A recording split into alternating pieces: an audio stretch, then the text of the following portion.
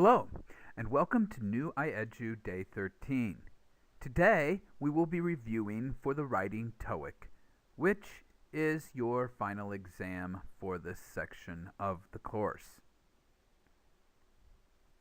Some things to keep in mind when you're taking the writing TOEIC. First, remember the format. Each section has a specific format that we went through and certain time limits that you need to try to follow when you take the writing TOEIC. So keep that in mind as you are attempting to study and take the test. This PowerPoint will go through the format one more time just to remind you of what you might have missed. Also, keep in mind, how is each section going to be graded? The grading points can help you determine what you are doing and how to best attack each problem. There are also formulas which you can use when they're applicable. There is a definite formula for Part 2 and for Part 3. Business emails have a strong formula, as do opinion essays. So make sure that you understand the formulas, and I will go through this also in this PowerPoint. If you are having trouble with the formulas, possibly review the past two sections to see the formula repeated for you. Now, the parts of the test. Part 1 is describing pictures. You'll have 5 pictures and a total of 8 minutes to respond to each picture. Next, answer an email. You'll have 2 emails with 10 minutes to respond to each email. And finally, an opinion essay. You'll have 30 minutes to brainstorm, plan, and then write an opinion essay that is either 4 to 5 paragraphs in length. First of all, describe pictures, Part 1. There are 5 pictures. Try to get done in 8 minutes. You can flip back and forth between the pictures and the real TOEIC, and on this test you would be able to do that as well, as it is a paper test. So write down a simple sentence that uses the words. After you get the simple sentence, then go in and add complexity if you have time. Make sure you get at least a simple sentence so that you get the base of the points to be able to get as many points as possible on the final exam. Then, prepositional phrases, relative clauses, all of those great grammar things that you can use to add description to a sentence could be added to the sentence. You can also think in terms of using and, or, but, so as a coordinate conjunction, or a subordinate conjunction to create a dependent clause to add complexity after you have your base sentence. So let's take a look at this. Let's try it. So there's a picture. There's a man, there's a cake, there's some candles in it. You can probably guess what's happening. Also, we've got 2 words, happy and candles. We have to use those in the sentences. So let's try to think. What kind of sentence could we write using happy and candles to describe this picture? So, base sentence, okay, would probably be something, there is a happy man who is smiling over a cake which has candles in it. Now, I ended up having to put in a relative clause to be able to get happy and candles because the candles themselves are not happy. After that, then I can add some more details to this sentence. So, birthday candles, for instance. Describe the man who is wearing a red shirt. Okay? Maybe in the kitchen. You can kind of see a microwave in the background, and so that would probably be in the kitchen. And so adding these different things will help you make a very interesting sentence that will describe the picture in the best manner possible. Possibly some adjectives for the man. We already used happy, but possibly you could put some other things in. Okay? So that's what you're going to be doing when you take the test, is trying to write a sentence that would fulfill that, from the base sentence up to a more complicated sentence. You have to use the given words. If you do not use them, it is an automatic deduction. So make sure that the words that are given to you are used in your response. Next, work quickly. You have roughly 1 minute and 30 seconds to write a sentence for each picture. You have slightly more, but not much. If you think 1.5 minutes, you will be finished with a little bit of time to spare. I'll give you an extra 30 seconds to add to one of the pictures. Remember to try to vary grammatical structure from sentence to sentence, as grammatical range and grammatical correctness both fall under the grammar grading point. The grading for this will be based upon 5 points for grammar and 5 points for relevance. Grammar would mean that you use the proper grammar and do not make a grammar mistake, as well as use more complex grammar. If you only write a simple sentence that uses the words, the highest score that you can receive would probably be a 4 out of 5. With relevance, are you using the best words to describe the picture in the best way? Also, did you use the 2 words that were given to you? If you do not use the 2 words, you will automatically lose points, and the grader will also be looking to see how well you put it together. This is worth a total of 10 points each, so over the 5 pictures, it would be worth a total of 50 points on the test. So keep this in mind, that you do want to make sure that you get the best sentences possible for the pictures, as this is half of the grading points given in grading. Part 2. Part 2 is answering an email. You will be given an email and you are to write a response to it. There are a total of 2 emails to be answered, and you have 10 minutes for each. Please remember the formula for answering an email. When you are answering an email, the first thing you need to do is change the header, so to and from gets switched. Subject could be RE and the subject given, or another subject related to your response. And a date. After this, you would put dear, and in a business email with someone who you may not know, it would be best to use Mr. or Miss and the family name of the person writing the email. In formal writing, we do not use first names except on the signature line at the end. Then you would write the main idea. Well, probably thank the person for sending you the email, and then write the main idea of your response. This could be, I am writing to respond to the questions in your email. And then make sure you read and understand the questions and follow the direction.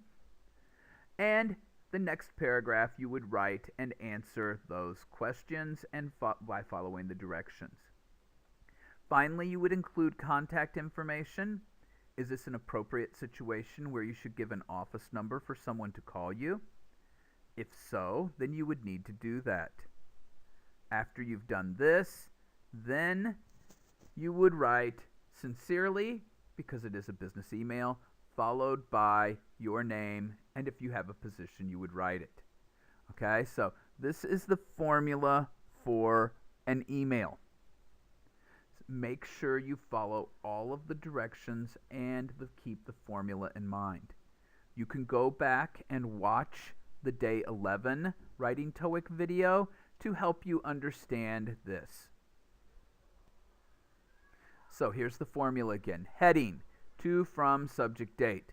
Just switch the to and the from, and then change the subject slightly and add 1 day to the date. Greeting, dear Mr./Miss.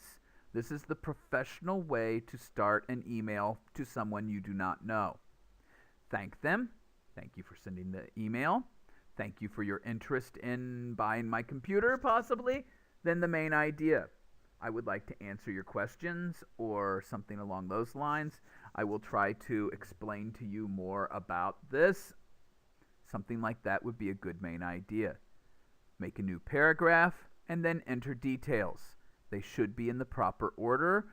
Just use the first email as the order that you respond would be the best way to do this. New paragraph, contact information.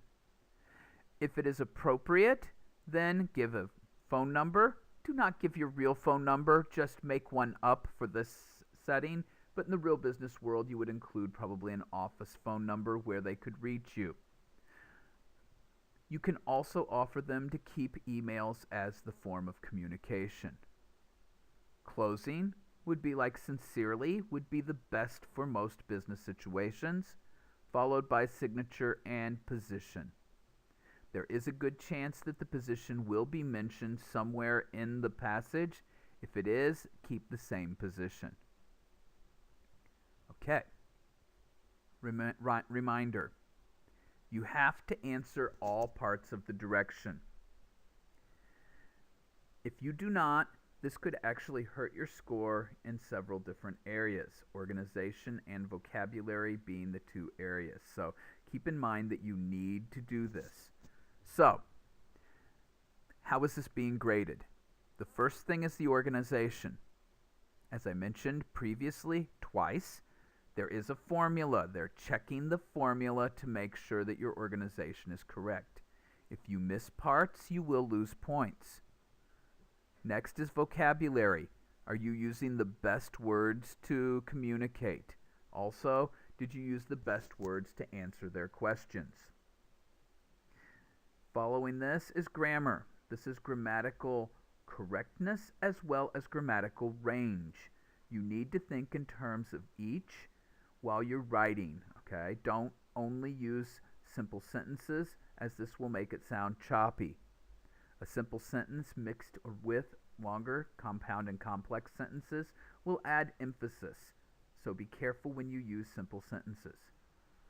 Each of the two emails is worth 15 points.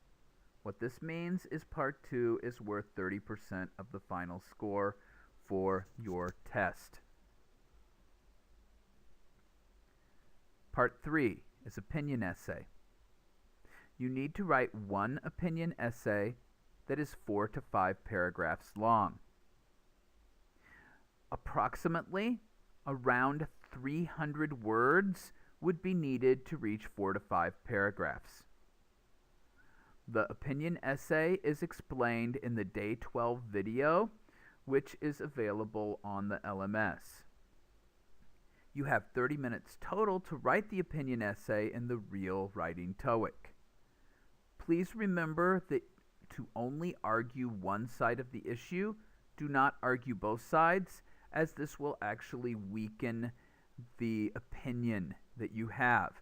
In background, you can mention that both are important, but you're really not answering the question if you talk about both being good. Also, keep in mind this is not a compare and contrast essay, it is an opinion essay, which most of the time in the questions ask which do you prefer. You need to pick one. The formula. The Day 12 video spends a long time going through the formula, but let me just go through it one more time. First of all, the introduction or the introductory paragraph. Here are the things that should be there in the order that they are listed. Number 1, if you can think of it, a hook. If you can't think of a hook, that's probably okay. Just start with background. The background would be the rewording of the question, possibly adding some historical background or why this question is important. Then your thesis statement. The thesis statement is one sentence where you specifically say which side or which one you think is the best, and you state the 3 controlling ideas.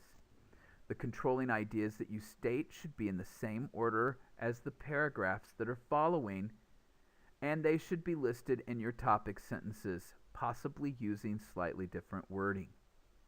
Then you would need 2 to 3 support paragraphs. Each support paragraph starts with the topic sentence. The topic sentence should have the topic which was listed in your thesis statement and will be in all of the supporting paragraphs together. Then, after you've gotten the topic, you should also have the controlling idea from your thesis statement. Then, give 2 to 3 reasons why you think that this is the main point that you're making as a reason for selection. Also, remember to include examples from your life to help make it a better, stronger essay. Mixing reasons and examples can be a very strong way to state your opinion. And finally, a concluding sentence, a conclusion to the paragraph, possibly with a transition if you can work it to the next paragraph. Then you would do that for your 2 to 3 paragraphs, and then you would write your last paragraph, which is a conclusion.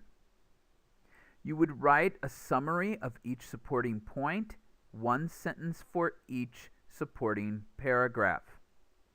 Then restate your opinion and possibly add a closing thought, which you want the person who is reading it to keep in their mind as they continue forward. This is the formula for an opinion essay. Reminder: the question offers 2 sides of an issue. Only argue one side. You can say that you like the one side because the other side is bad, but don't stay too negative.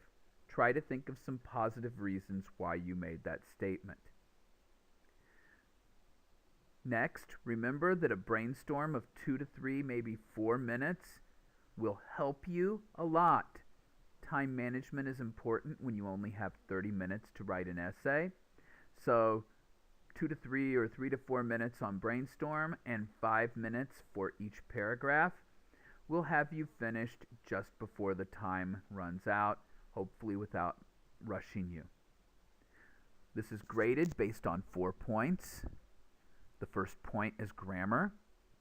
The grammar that is being looked for is grammatical range as well as grammatical correctness, just like the other 2 sections. You need to have grammar because that is how the language is cemented together. Next is vocabulary. Did you choose the best words to describe your opinion as possible? So you need to have good word choice to be able to get the better score. The next point is organization. Do you understand the formula that was described on the previously in this video or in the day 12 video? If you do, you should get a high score for organization. This is followed by support. What is being graded in support is how well your reasoning supports your opinion. Your opinion cannot be wrong, but you can have faulty logic supporting that opinion. And then this would lead to a poorly supported opinion. So they'll be looking at how well the support works together to convince someone else that your opinion is well under support. The final chapter.